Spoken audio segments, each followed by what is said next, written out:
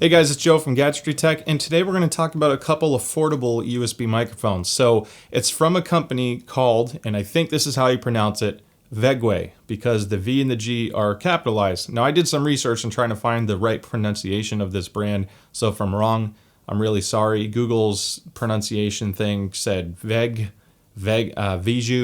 all kinds of weird things depending on what site I ended up on. But because the V and the G are capitalized, I'm going to guess VeGue. If I'm wrong, apologies to the brand. You can feel free to correct me in the comments below for anyone who knows. But anyway, this is still, so I'm going to keep this review somewhat brief because it's really just about how the mics sound and what you get for the money. Now, the VM50 retails for $60. It's the more premium of the two microphones. As of April of 2022, you can get it for $40 before any coupon codes are applied. Sometimes there's coupons that making it even less expensive. The VM30 retails for $30.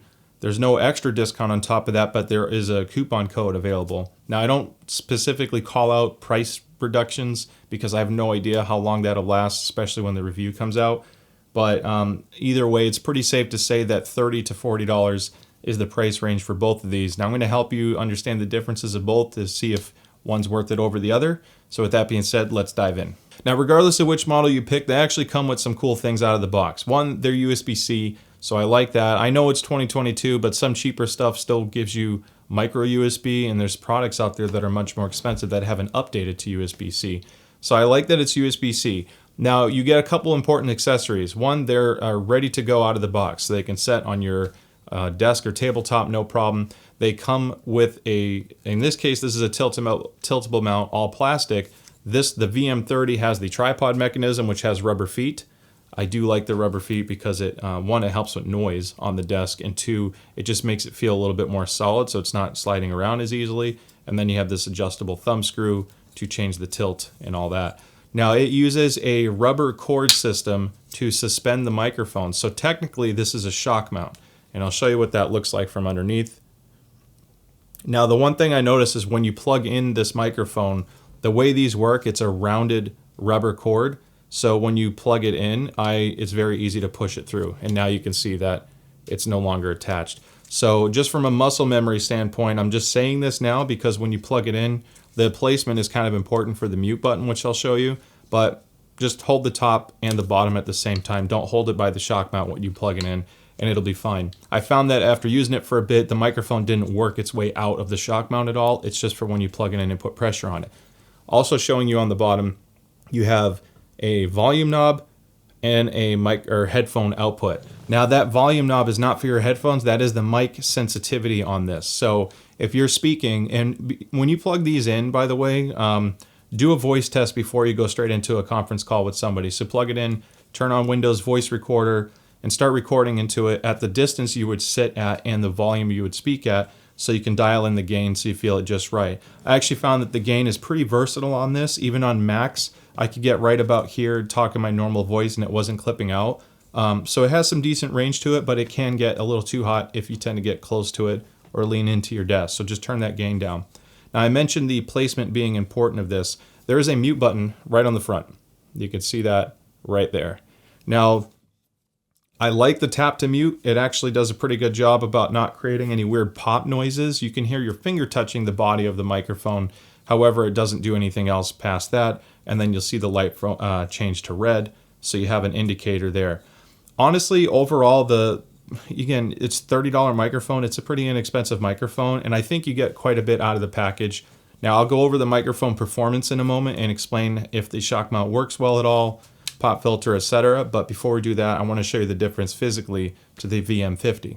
Now, the first thing you notice when you step up to the VM50 is the weight. It is significantly heavier than the VM30, and that's because it switches to basically an all-metal construction. So as far as fit and finish and a premium feel goes, the VM50 feels like a much more expensive product, even though currently it's only $10 more.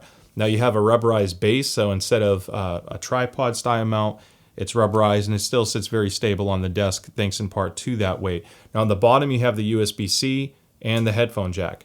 And the headphone jack is mic monitoring, just like that one, so you'll hear yourself. USB-C, again, I like, but they put the volume knob for the mic sensitivity on the front. Now, this knob is a push to mute, so it's a dual-purpose knob. And when you do that, the logo turns from white to red, making it easy to know if you're muted or not. Just like the VM30, you still get the included pop filter.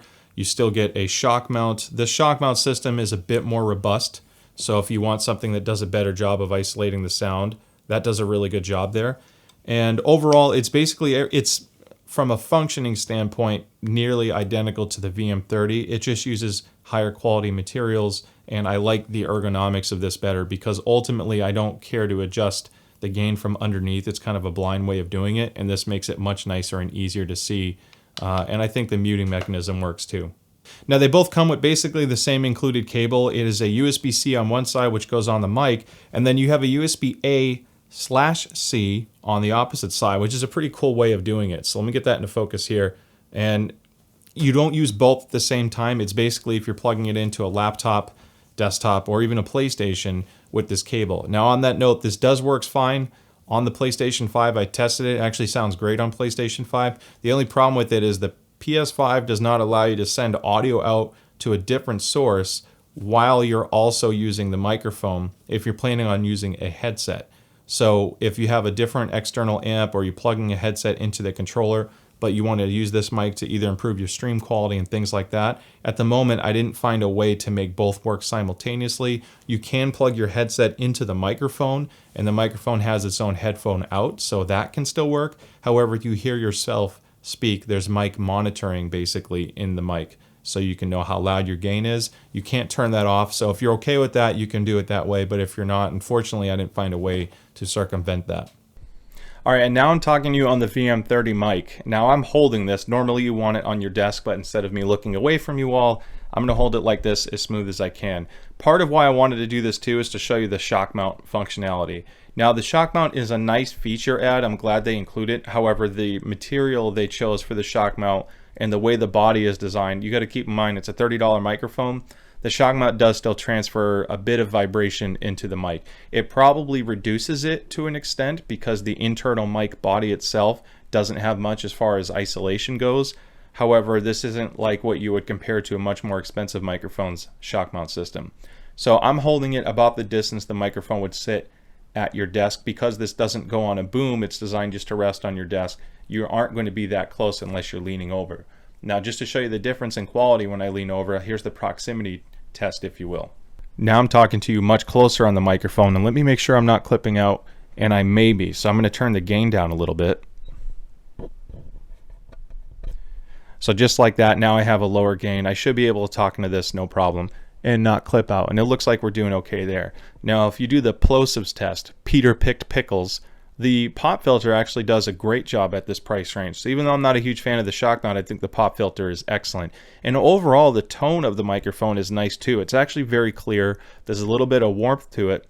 So I am pretty happy with the microphone quality. Both of these are cardioid pickup patterns, which means they're designed to pull all the sound from the front with some noise rejection on the back. The step down in noise reduction isn't drastic, but it does help. So I'm talking to you on the front of the microphone now. Now I'm talking to you on the right side. Now I'm talking to you on the back. And now I'm talking to you on the left side. And then back towards the front. So there is some decent noise rejection. It helps with things like reducing the noise from your keyboard, background noise from computer fans, and stuff like that, but it's not as drastic as, again, some of the more expensive mics. So honestly, it does a really good job considering this price point. Now there's no high pass filter, which means any bass or bumping of the desk, if you're concerned about bass pickup, this will still pick that up. If you have the ability to add a high pass filter, I recommend setting it at about 70 to 80 hertz, and that should help reduce any of that sub bass that some people may hear on the other end. Lastly, if I want to mute the mic, as you can tell, the microphone is blue. And if I hit the mute button,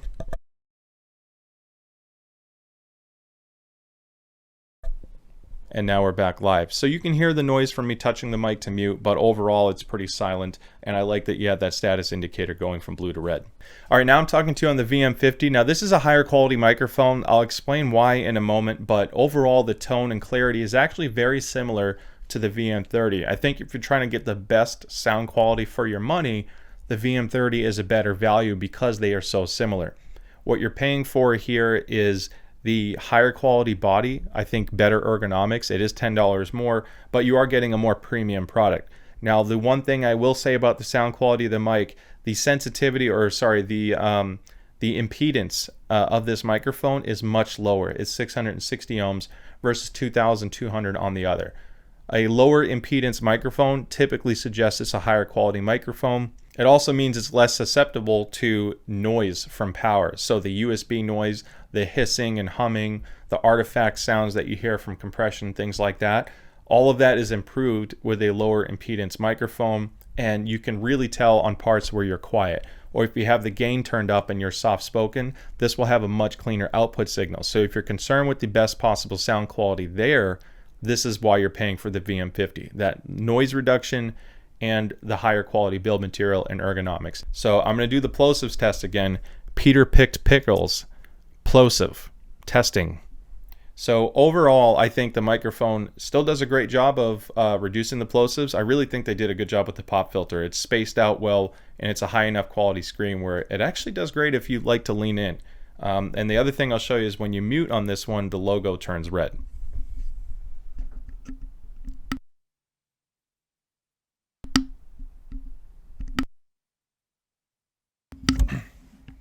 So there you have it. That's what they sound like. All right, at the end of the day, I actually think these are an excellent value. The VM50, especially at $40, feels like a much more expensive product, and I actually think both of these sound better than $60 microphones I've reviewed in the past. So I think from a sound quality perspective versus what you get, they're an incredible value, and I really wouldn't consider spending $60 on a different mic because you get very diminishing returns. This is such a good quality at this price that you really only get that benefit if you're spending $100 and up, in my opinion, to get a higher quality microphone. So naturally those microphones are better, but again, you're spending over double the price, so that's expected. I think the only reason you would upgrade from here, if you don't need to get a more expensive brand that has higher performance, is if you need something that supports a boom mount. Technically, you can make it work on the VM30, but it's a plastic mount, and I don't trust that for extended wear. You want something that has a metal base typically. So I would treat these more as your desktop, tabletop style microphones. That happens to work on PC, but also happens to work on PlayStation, but also performs exceptionally on PC. So I think they're a great value. If you think this is the right one for you, I'll have a link in the description below. It'll take you to the Amazon page. No official affiliate linkage with the company. It's generic. It helps support the channel, but by all means, purchase it any way you like. As always, don't forget to like and subscribe. We appreciate any support we've been getting. Our channel's been growing a lot lately. Thank you all so much for that. And with that being said, I'll see you next time.